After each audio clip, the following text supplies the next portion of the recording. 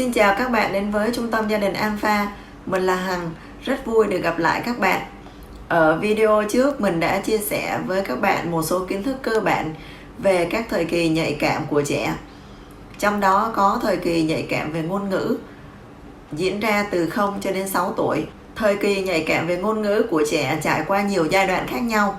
Sự thành công của giai đoạn trước sẽ là tiền đề cho sự phát triển của giai đoạn sau. Chính vì vậy cho nên ngay từ khi trẻ sinh ra, cha mẹ đã cần phải quan tâm đến sự phát triển ngôn ngữ của trẻ và cung cấp môi trường ngôn ngữ hoàn hảo cho trẻ để cho quá trình phát triển ngôn ngữ của trẻ diễn ra thuận lợi. Có rất là nhiều cách để phân chia các giai đoạn phát triển ngôn ngữ của trẻ.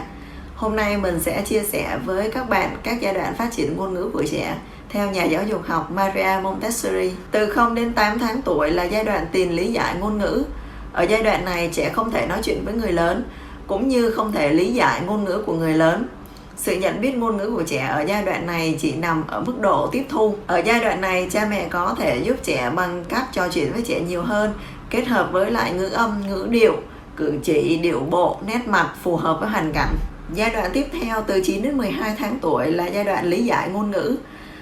Ở giai đoạn này, trẻ đã có thể hiểu được ý nghĩa của một số câu từ cụ thể, và việc lý giải ngôn ngữ của trẻ chỉ thuận lợi khi mà câu từ đó được gắn với một sự vật và một hoàn cảnh cụ thể. Ví dụ từ ly hoặc là cái ly được chỉ cho cái sự vật cụ thể là một cái vật dùng để uống nước như thế này, hoặc là câu lấy cái ly thì trẻ sẽ hiểu cái câu lấy cái ly là cái động tác dùng tay đưa ra và cầm lấy cái ly như thế này. Vượt qua giai đoạn lý giải ngôn ngữ, khi mà trẻ hiểu được ý nghĩa của một số từ và một số câu cụ thể thì trẻ sẽ thuận lợi bước vào một cái giai đoạn tiếp theo. Đó là giai đoạn từ 13 đến 18 tháng, gọi là giai đoạn dùng từ thay câu.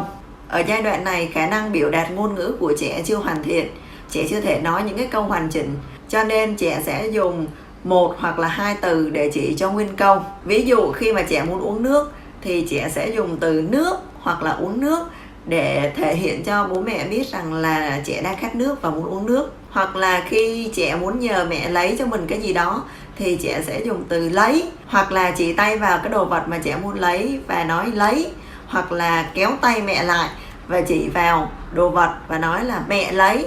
Để đạt được trình độ phát triển ở cái giai đoạn ngôn ngữ này thì trẻ phải được cung cấp môi trường ngôn ngữ hoàn hảo. Vì sao mình lại dùng từ môi trường ngôn ngữ ở đây?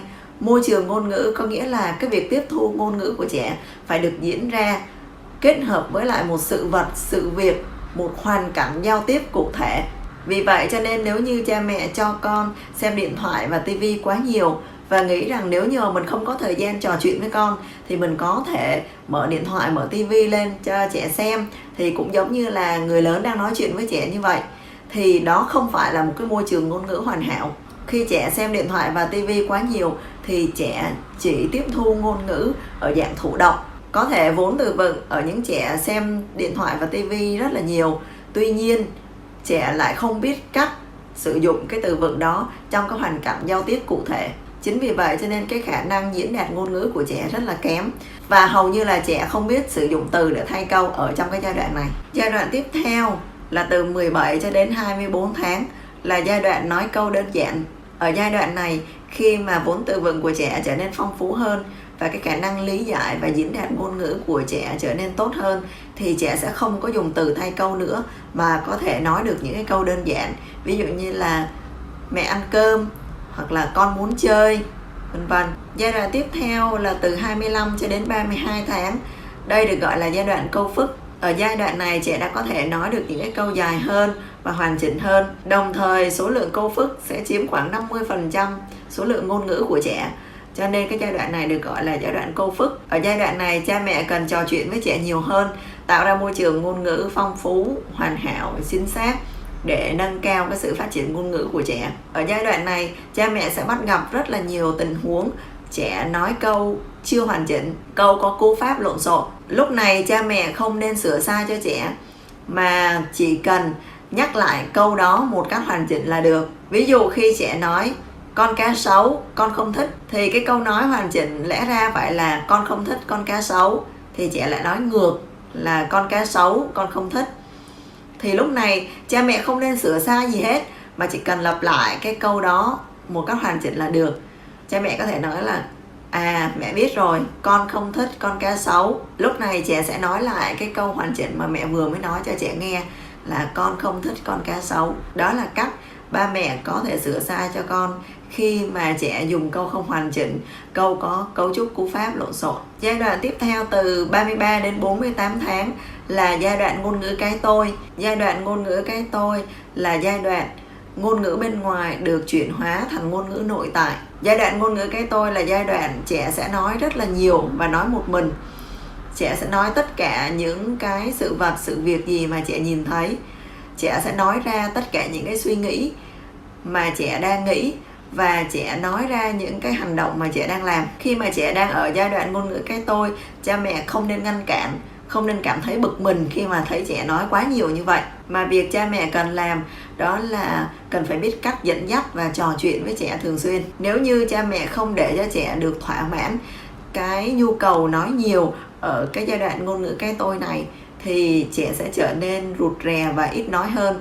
Lúc đó cha mẹ đã vô tình ngăn cản cái sự phát triển ngôn ngữ của trẻ. Giai đoạn tiếp theo là từ 4 đến 6 tuổi là giai đoạn phát triển ngôn ngữ tổng hợp.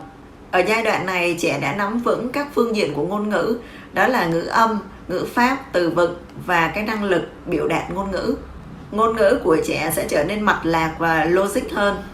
Ở phương diện phát triển nhận thức thì giai đoạn này trẻ sẽ hình thành một kiểu tư duy mới, đó là tư duy logic. Chính vì vậy, sự phát triển ngôn ngữ một cách mạch lạc và logic sẽ thúc đẩy sự phát triển tư duy cho trẻ. Trên đây mình vừa chia sẻ với các bạn các giai đoạn phát triển ngôn ngữ của trẻ theo nhà giáo dục học Maria Montessori. Từ 0 đến 6 tuổi là thời kỳ nhạy cảm về phát triển ngôn ngữ của trẻ, là giai đoạn vàng để phát triển ngôn ngữ cho trẻ. Hy vọng những kiến thức về các giai đoạn phát triển ngôn ngữ của trẻ sẽ giúp ba mẹ có những cái biện pháp để giúp trẻ phát triển ngôn ngữ phù hợp với lại từng giai đoạn và không bị bỏ sót giai đoạn phát triển ngôn ngữ nào của con. Cảm ơn các bạn đã lắng nghe. Xin chào và hẹn gặp lại.